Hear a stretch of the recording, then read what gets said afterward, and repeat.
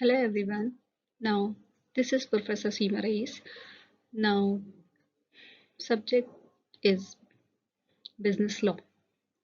Now topic is types of contract, agreement, offer and acceptance valid contract. Now today we will discuss in this topic. So Indian Contract Act 1872. So what is Indian contract act इसके बारे में हम पढ़ेंगे.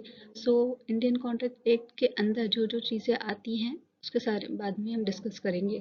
The Indian contract act 18 define the contract agreement enforceable. तो Indian contract अंदर के अंदर सारी चीज़ें आती हैं. एग्रीमेंट एग्रीमेंट जो है वो इन्फोर्सेबल होना चाहिए, है ना. इन विच डिफरेंस एग्रीमेंट एंड कॉन्ट्रैक्ट. अब एग्रीमेंट और कॉन्ट्रैक्ट दोनों चीज़ें हैं. इसमें एग्रीमेंट और कॉन्ट्रैक्ट में क्या डिफरेंसेस होते हैं. And legal binding agreement involve an offer acceptance, lawful होना चाहिए, कंसिडरेशन होना चाहिए एंड एनफोर्सेबल होना चाहिए, है ना.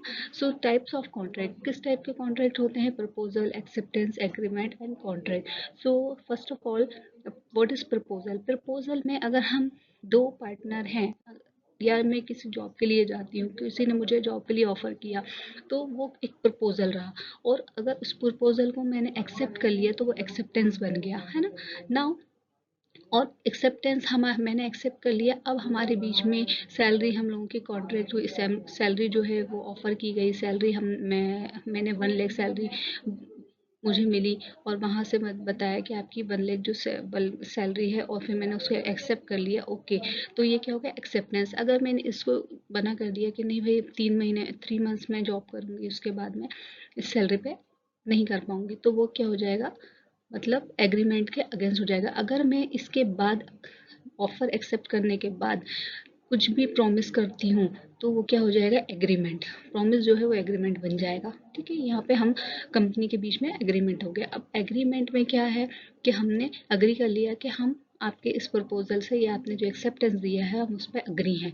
देन हमने 3-5-4 ईयर्स का अगर एग्रीमेंट एक्सेप्ट कर लिया है तो वो आगे जाके क्या बन जाता है, कॉन्ट्रैक्ट, लीगल कॉन्ट्रैक्ट बन जाता है ना.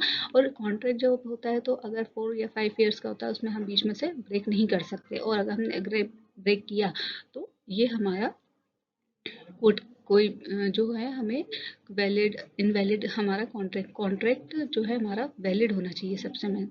ओके. और सबसे मेन अगर हमने कॉन्ट्रैक्ट हमें हो गया है उसके बाद हम कॉन्ट्रैक्ट बीच में से नहीं तोड़ सकते. सो कॉन्ट्रैक्ट एग्रीमेंट प्लस इन्फोर्सेबिलिटी. कॉन्ट्रैक्ट कैसा होना चाहिए, एग्रीमेंट प्लस इन्फोर्सेबिलिटी, मतलब एग्रीमेंट होना चाहिए, साथ में अग्री होना चाहिए और इन्फोर्सेबल होना चाहिए, मीन्स लॉ एंड रूल के तहत. Now agreement. So what is agreement, क्या है, a promise, set of promise exchange between two parties. दो पार्टीज के बीच में एक्सचेंज होता है कि भाई हाँ मैं इस चीज़ के लिए एग्री हूँ, but all not intention legally होना चाहिए एग्रीमेंट. और then contract. What is contract. तो contract is the legally enforceable होना चाहिए. इन्फोर्सेबल मतलब लॉफुल होना चाहिए एंड रूल्स एंड रेगुलेशंस के अकॉर्डिंग होना चाहिए. और इसमें क्या क्या होता है, वैलिड कॉन्ट्रैक्ट. वैलिड कॉन्ट्रैक्ट में क्या क्या चीज़ें आती हैं, offer, acceptance, consideration etcetera and enforceable by law. So valid contract. So what is valid contract? Offer and acceptance. One party makes a clear offer and other acceptance is unconditionally. तो offer अगर हमने दिया है किसी को तो उसने अगर एक्सेप्ट किया तो वन पार्टी मैक्स ऑफर कर रही है और उसने एक्सेप्ट कर लिया है ना. किसी भी चीज़ का प्रपोजल, जैसे मैंने हम एग्जांपल ले लेते हैं कि मैंने किसी को चाय के लिए ऑफर किया, है ना. तो उसने कहा एग्री हो गया, ठीक है, ओके, तो वो क्या हो गया, उसने एक्सेप्ट कर लिया, है ना. और अगर हम इसको ये जनरल हमारा जो डेली रूटीन के अकॉर्डिंग हम ले लेते हैं, और किसी ऑफर एक्सेप्टेंस के लिए भी और भी एग्जांपल्स हैं वो भी ले सकते हैं. Now consideration, exchange and value money. अब इसमें क्या है, money, goods, services, promises between two parties के बीच में मनी के थ्रू या गुड्स के थ्रू अगर कोई एक्सचेंज होता है तो वो भी क्या होगा, वैलिड कॉन्ट्रैक्ट होना चाहिए. वैलिड होना चाहिए मतलब लॉफुल होना चाहिए, रिटर्न वर्क में होना चाहिए, तो हमारा जो कॉन्ट्रैक्ट है वो वैलिड माना जाएगा. कैपेसिटी, पार्टीज मस्ट भी लीगली होना चाहिए. कंप्लेंट ऑफ पार्टीज जो है वैलिड कॉन्ट्रैक्ट में बिल्कुल लीगल होना चाहिए. साउंड माइंड, और माइंड से जो है वो बहुत ठीक ठाक होने चाहिए, एज में सही होने चाहिए. और क्या है कि साउंड माइंड मीन्स कुछ भी उसमें डिसएडवांटेजेस या माइंड सेट थोड़ा सा डिस्टर्ब माइंड नहीं होना चाहिए, है ना. तो ये सब चीज़ें मैटर करती हैं इसमें.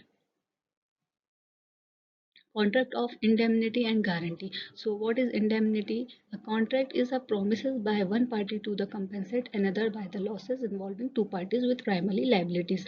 अब indemnity में हम ले लेते हैं एग्जांपल, अगर एक छोटा बच्चा है, वो बड़ा हुआ, उसने एक बड़ी सी जेसीबी खरीदना चाहिए, है ना। अब वो माउंटेन एरियाज में उसने लगा दी, बट उसको बचपन से ये लग रहा है कि भाई बड़े होकर उसने माँ बाप से उसने जो पैसे ले लिए पेरेंट्स से, पूरे पैसे उसमें लग गए। अब वो जो क्रेन है उसमें माउंटेन एरियाज में जा रही है तो कहीं गिर सकती है और जो हो सकता है, तो उसमें उसको सेफ रखने के लिए क्या प्रोसेस होती है, क्या करना चाहिए। तो उसने जब वो करा, तो उसमें हम क्या कर सकते हैं, इंश्योरेंस इंश्योरेंस करवा सकते हैं, है ना। वन पार्टी से कोई इंश्योरेंस हो जाएगा तो आपका क्या हो जाएगा कि आप एक इंश्योर हो जाओगे कि हाँ, इसके अगर हमारी चीज़ खराब होती है तो हमें कहीं ना कहीं से इसका पैसे मिल सकते हैं। Okay. Now, a contract of guarantee is a promises by a third party and surety that fulfill the obligation principles that trust default involving three party security and liability और secondary। और अब गारंटी में क्या difference है, guarantee में अगर एक person जो है वो दूसरे पर्सन का, चलो एग्जांपल ले लेते हैं कि हमने अगर बिजनेस स्टार्ट किया, बिजनेस स्टार्ट करने का सोचा, बट हमारे पास जो है वो पैसे नहीं है, तो सामने वाला जो थर्ड पार्टी है उसने कहा कि भाई आप मुझसे मैं आपको बिजनेस स्टार्ट करवा देता हूँ, बट मुझे गारंटी चाहिए। तो अब उसने कहा कि भाई मेरे पास तो ऐसा कुछ है ही नहीं। आपके उसने पूछा कि भाई आपके पास कुछ चीज़ें हो सकती हैं कि आप गारंटी के लिए मैं अपने पास, आपके पास कुछ ऐसी चीज़ है जैसे फॉर एग्जांपल रजिस्ट्री, वो मैं रख लूँ, उसके बाद अगर आप 3 साल में पे नहीं कर पाओ तो मैं उस चीज़ को पे रख के अपने पास उसका मैं अपना जो प्रॉफिट बना लूँ। तो कहता है नहीं, मेरे पास तो ऐसा कुछ भी नहीं है। तो वो थर्ड पर्सन है जो समझ लो उसका रिलेटिव है या भाई है, उसने गारंटी ले ली, ठीक है। तो ये थर्ड पार्टी की गारंटी हो जाती है, वो बहुत स्टैब्लिश है मोर, हर चीज़ उसके रिच पर्सन है ना, तो उसने उसकी थर्ड पर्सन ने गारंटी ले ली तो उसकी श्योरिटी के साथ, तो ये हो जाता है गारंटी। नाउ